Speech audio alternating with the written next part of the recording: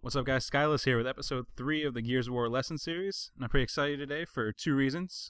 First off, you guys gave me a lot of good feedback on the second episode, and just in general, what you guys like to see. I got great feedback from the Epic forums, which I hadn't really posted on that much lately, but I'll be sure to watch now.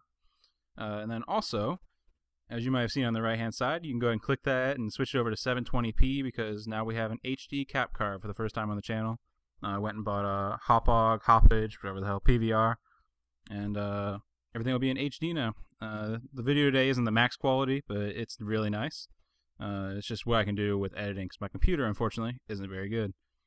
So, I'll be starting today. The topic today is going to be Public Annex, and when I started out with this series, I wanted to not only focus on competitive MLG gaming and how AM players can be better at playing in MLG settings, but I also wanted to be able to educate people who might be looking to get better for playing in pubs, or looking to have more fun while they play the game because they aren't dying all the time. So that's been a big thing I wanted to focus on. This will be the first one where we kind of focus on the public side of things, and who knows, maybe some of the more educated guys can also learn some stuff too. So I'm going to hit play. Good luck to y'all. And it's an Avalanche match. Nothing crazy statistically, but it was, as you can see, everyone in the game is pretty high level, and it's one of those rare games where it was actually reasonably balanced between people dying back and forth. And I should point out, I haven't played the game in over a year, so my shot is not that good, which is, I think, good for this kind of thing, because I want to show that you don't need a great shot to be able to play well in pub games. So it's reasonably good. I mean, I haven't played in a year, but I did play a ton, so it's still alright. So no comments, please, about how bad my shot is, I know. So here we go. Off the start, I chose to go this way. It doesn't really matter. But I took note of the fact that I was coming up here and made sure no one was coming from the flank before I fought him. And the big thing is that you don't need to just chase whoever you see first. It's good to keep tabs on where that guy is and use your sound or headphones, speakers, whatever, to keep track of him. So I heard that guy roll, I knew he was right next to me. And here, I really should have moved from this quicker, but I'm able to dodge the mortar. And then just kind of chilling down here. There's no reason to go running around the map. I don't play Annex for kills, and I don't like when people do, so I'm just hanging out down here waiting for people to come get the hill. But I'm also sitting in a spot where I can't get mortared, and if someone comes down the stairs, they're less likely to check this side. So it's just good to position yourself in spots where you can have good angles. So as you can see, if anyone goes through the hill, I have a good shot. I can hear some shots going off on the left side here, so I look over. And quite frankly, I look too long, because I wasn't going to be a help in that scenario. Not 2v1. And here I was too aggressive fighting that guy. And I knew we had to take care of him quickly, because those two guys we were just shooting at were going to come down. So it's probably the reason in the back of my mind why I automatically charged that guy, but it wasn't really the right play in the scenario. So that's my first death. It's a good thing to tap through your other players, figure out what's going on the map, rather than sitting there raging or checking your phone. It's one of my favorite angles on the map to be able to shoot this middle hill. And if my Lancer was a bit better, I probably would have downed that guy. But otherwise I left him real hurt. My teammates were able to fight him. But you can't really not shoot that.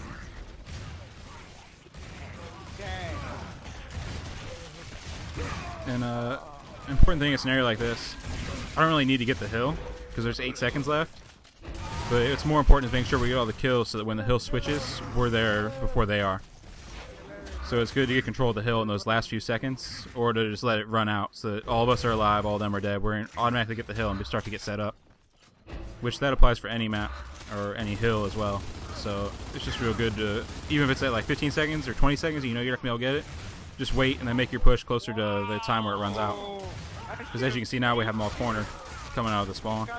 And it makes the shooting 10 times easier.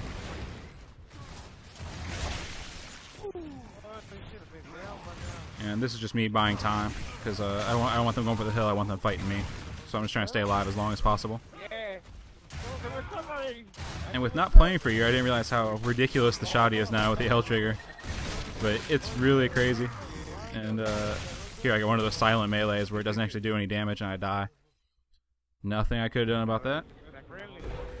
But I didn't realize how good the shotgun was. Like, they made it 10 times more powerful, but I'm constantly running out of ammo all the time because they have no ammo for it. So I guess now I just recommend everyone L triggering everything, because it's just ridiculous. I don't know why Epic did that. Then again, coming out the spawn, I was watching my team. I knew there's guys there, but they apparently died before I came out. So after those guys are gone, the next thing to do is look cross map, because the spawns are always synced. So when I spawn 15 seconds in, or after 15 seconds, they're also spawning at the same time. So it's always good to automatically look across and see if anyone spawned with you on the other team. And here I thought I had an ink, so I throw a smoke after lining it up.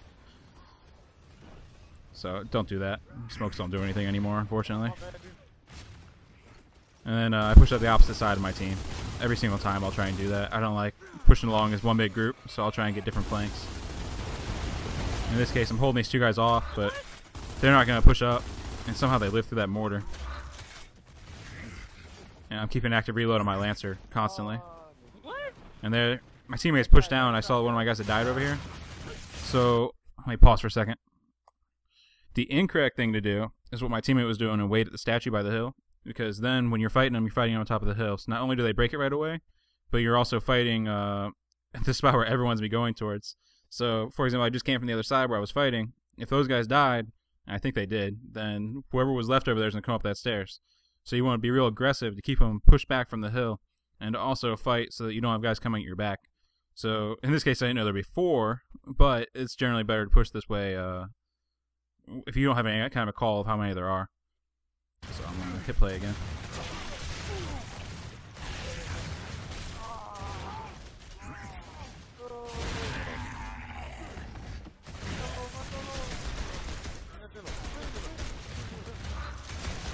And there we were pretty lucky for me to actually get that guy as he picked up the me shield, because otherwise it would have been a little bit of a worse scenario because I wouldn't be able to hold that guy off.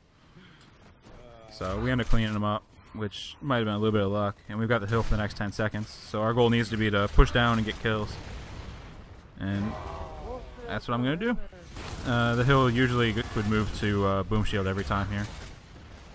It's either going to be boom shield or ink, and most of the time it seems like it goes from mortar to boom shield. That could be false. That could be completely random between the two that aren't capture, but that's what I've seemed to notice. And realistically, we were completely out of position for that. But playing alone by yourself is a bit different than playing with a team. And most of the time I play pubs or annex, I'm by myself, so obviously I can push down, but it doesn't really help if my whole team doesn't push down. And there, I want to make sure I broke the hill since they didn't have anyone defending it. Generally, if you have a chance to break it, you just go ahead and run through real quick before you fight, or before you help your teammates, because every second can count, and you may not have another chance to go break it. There, I get pelted by that super shot, you know. So, dead again. I should be cycling through cameras. Yeah, I did.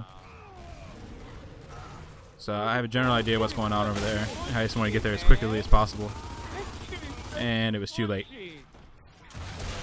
And with a little bit better Lancer there, that guy might have been down.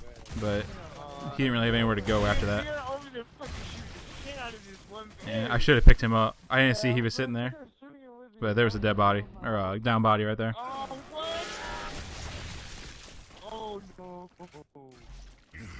And we're going to lose this hill. Maybe. No, he didn't get him. So there's still 30 seconds left. It's worth fighting, but I'm putting myself in position to give support fire because I have 2 guys before me running with shotties. So instead of running with them, I decided I'd sit back and use some support fire. And you can get more kills by running around shottying, but if someone doesn't do this, then it makes everything a little bit longer. So it takes longer for us to clear these groups. I took too long waiting for that. Waiting for some fight. Waiting for a fight to come. So those guys spawned behind me. And something I was having trouble with all day today because I haven't played in so long. But you want to kind of have an internal timer going after you spawn. That 15 seconds later, there's be another spawn wave.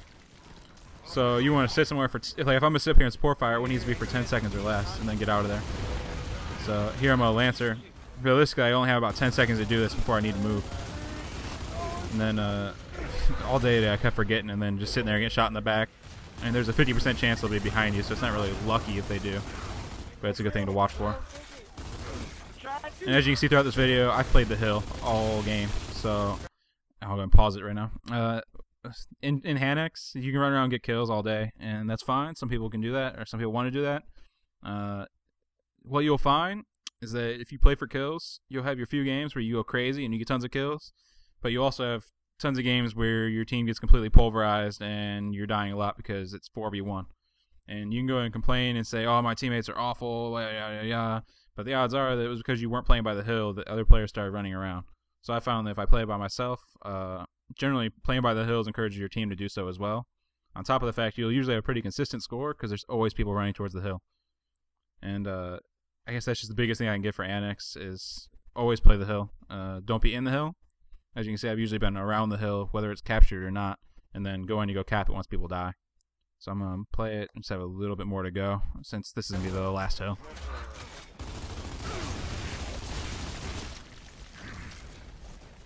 And the big thing is just positioning. Like I said, I don't think you need a good shot to do well in multiplayer.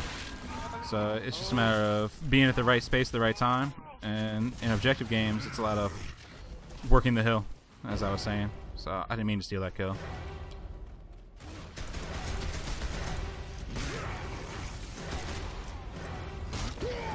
And that's game. So we won. I'm going to show the score screen here in a second.